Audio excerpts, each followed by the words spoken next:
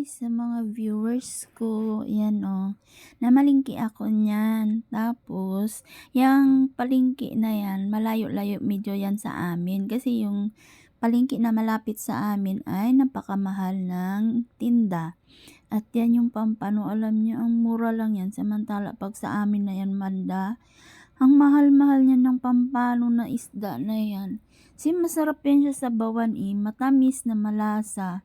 Lalo na kung fresh yung isda, as in malasang malasa talaga siya na lasang priska talaga siya. Ayan madaming mga isda ang pagpilian.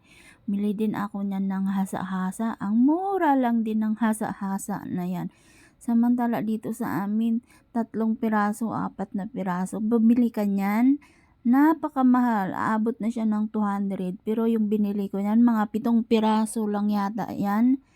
Pero wala pa siya umabot ng 200 pesos samantala dito sa amin.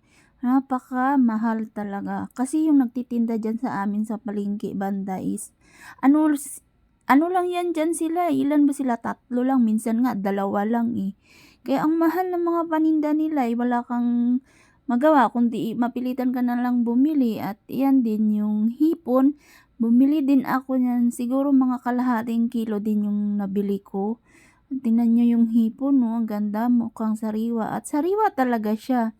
Yan, yung binili kong hipon, mura lang din yan. Ano siya, nasa 250 yata yan. Yung nabili ko din na hipon, mura lang siya. Di katulad ng dito din sa amin, ganon pa rin, as in ang mahal din. Kasi ang hipon yan dito banda sa amin sa palengke ay nasa 400 ganyan. At yan, may nakita ako na mga prutas at gustong-gusto ko o paborito ko talaga yung persimmon, 'di ba? Ewan ko sa inyo kung alam niyo yung persimmon na prutas, pero gustong-gusto ko yan siya. Kasi tuwing December lang yan siya nabibili o binibenta nila Ewan ko nga ba kung December lang ba? Kasi yung yung persimmon na yan, hindi ko alam kung alam nyo ba yung prutas na tisa sa amin, sa probinsya. Tisa yung tawag. Magkamukha yan sila, pero yan yung persimmon.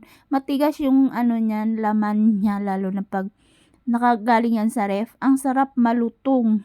Talagang akala mo, chicheria na tumutunog pag kinakagat mo. Yan, yung mais. Bumili din ako niyan ng mais. Mura lang din yung kilo ng mais, 50. Napabili ako niyan ng 6 na piraso. Mahirap pa malingki pag ikaw lang mag-isa, wala kang kasamang taga-bitbit. Lalo na kung marami kang gustong bilhin kasi marami kang na makatipid ka dahil nga pag dito ka banda sa malapit, ang mahal-mahal, araw-araw mamamalingki ka, magastos. Pero kung yung pagpamili mo, bang tawag doon? Yung pang ng consume no na 1 linggo o kaya 4 na araw o 5. O diba, makakabawas na din yan, makakatipid ka na sa mga gastusin nyo. Ganun, kasi iba pa rin yung gusto ko malingki, kaso nga lang ang layo kasi, tsaka ang hirap magbitbit. Yan yung parang nasa pinakalooban na yan ng palengke na yan na pumasok ako na tingin-tingin ng mga dahon-dahon, mga gulay-gulay. Ang mga kalamansi niyan, alam nyo, ang mumura lang. Isang balot. Marami-rami na yung balot ng kalamansi. 10 piso. Samantala dito sa amin, 5 piraso. 10 piso mahigit na yan. Bilida akong malunggay kasi nilagay ko sa hasa-hasa yung malunggay kasi sinabawan ko, ganun, para may sabaw. Tsaka bumili din ako dyan ng mga kamatis at tsaka sibuyas, bawang. Ang mumura lang. Pag dito talaga sa amin, super mahal talaga. 1 piraso lang na bawang, kinikilo pa yan 1 piraso na sibuyas, kikiluhin pa rin lahat.